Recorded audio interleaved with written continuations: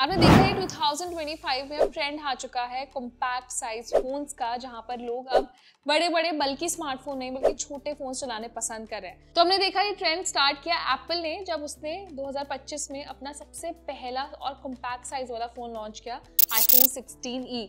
Even उसके कुछ time बाद ही वन प्लस लेकर आए OnePlus 13s, जो कि कंपनी का पहला कॉम्पैक्ट साइज फोन था और वो इंडियन मार्केट में लॉन्च भी हो चुका है। अब इसके बाद इस लिस्ट में शामिल होने वाली है वीवो। सो वीवो ना काफी टाइम से प्लानिंग कर रही है, उसने डिजाइन किए अपने कुछ स्मार्टफोन्स जिन्हें ग्लोबल मार्केट्स में वीवो X200 FE के नाम से ऑलरेडी शोकेस किया गया था। अब मैं आपको बताती हूँ इस फोन का ना ऑफिशियल डेब्यू कंपनी ने किया है ताइवान में।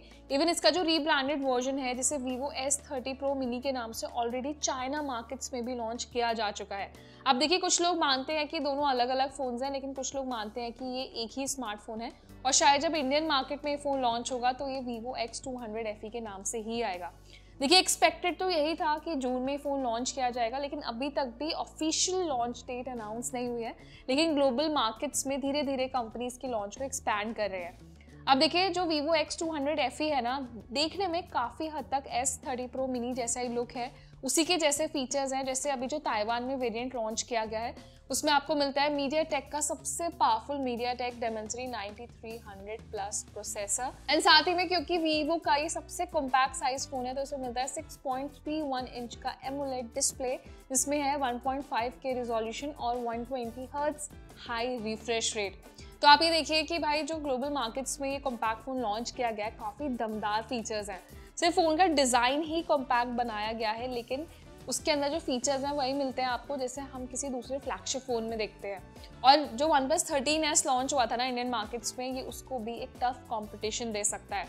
अब देखिए फ़ोन स्लीक है, लाइट बॉडी है, 7.9 mm की थिकनेस है, मतलब थिकनेस तो है पर देखने में आपको फ़ोन वही वाला लुक देगा जैसे अभी हम आईफोन चलाते हैं, गूगल पिक्सल का बेस वेरिएंट आता है, ये सब कॉम्पैक्ट स्मार्टफोन की लिस्ट में ही आते हैं। तो अभी तक ना लिमिटेड जो ऑप्शन थे आपके पास जिसके लिए आपको हाई प्राइस पे करना पड़ता था, तो अब अच्छी बात ये है कि अब धीरे धीरे इस सेगमेंट में ऐसे फ़ोन्स भी आ रहे हैं जिसके लिए आपको अब 60-70 हज़ार रुपये तो नहीं पर 40-50 हज़ार रुपये खर्च करके आप इन फ़ोन्स का इस्तेमाल कर सकते हैं। अब देखिए इस फ़ोन में और भी आपको स्पेशल फीचर्स मिलते हैं, जैसे Android 15 बेस्ड है, हाई प्रोटेक्शन दी गई है फ़ोन में, IP68 और IP69 सर्टिफाइड है, मतलब वाटर प्रोटेक्शन प्रॉपर मिलेगा, डस्ट सर्टिफाइड भी है। फोन में आपको फ्लैगशिप कैमरा फीचर्स मिलते हैं, 50 MP का सोनी का IMX921 सेंसर है, 8 MP का अल्ट्रा वाइड कैमरा भी दिया गया है, साथ ही में 50 MP का टेलीफोटो लेंस भी है। अब देखिए यहीं आ जाता है एक मेजर डिफरेंस। जब हमने OnePlus 13s का लॉन्च देखा था ना, उसमें डुअल कैमरा सेंसर्स दिए गए थे, लेकिन इस फोन में आपको ट्रिपल कैमरा सेंसर्स मिलते हैं जिसमें टेलीफोटो लेंस जो है ये एक एक्स्ट्रा लेंस है। और साथ ही में फ्रंट में भी आपको 50 MP का ही कैमरा मिलता है और साथ ही में आप 4K रिजोल्यूशन में 60 FPS पे इससे वीडियो रिकॉर्डिंग भी कर पाएंगे। ये सब जो मैं आपको फीचर्स बता रही हूँ ना, ये उस वेरिएंट के हैं जो ताइवान में लॉन्च किया गया है, बट वी आर एक्सपेक्टिंग कि जल्दी ये वीवो का छोटू स्मार्टफोन इंडियन मार्केट्स में भी इंट्रोड्यूस होगा। अब जो नेक्स्ट फीचर मैं आपको बताने वाली हूँ ना इस फोन का, वो सबसे सरप्राइजिंग फीचर है। देखिए OnePlus 13s आया था, उसमें हमने देखा जो ग्लोबल मार्केट्स में बैटरी साइज था उसके कंपैरेटिवली जो बैटरी साइज इंडियन मार्केट में रखा गया वो काफ़ी कम था, समथिंग 5000 से लेकर 6000 के बीच में बैटरी साइज रखा गया था। तो मैं आपको बताती हूँ कि इस फोन में जो वीवो का ये अपकमिंग फोन है ना, मिनी स्मार्टफोन, इसमें खास बात ये है कि मिनी साइज होने के बावजूद भी वीवो ने इसमें फिट की है 6500 mAh बैटरी। देखिए इसमें ना कुछ भी शॉकिंग नहीं है क्योंकि वीवो अपने स्लिम फोन्स में भी बड़ा बैटरी साइज दे रही है, क्योंकि ऑफकोर्स आजकल अच्छे क्वालिटी वाले बैटरीज आ गए तो आप जो बैटरी कैपेसिटी है उसको अच्छे से फिक्स कर सकते हैं।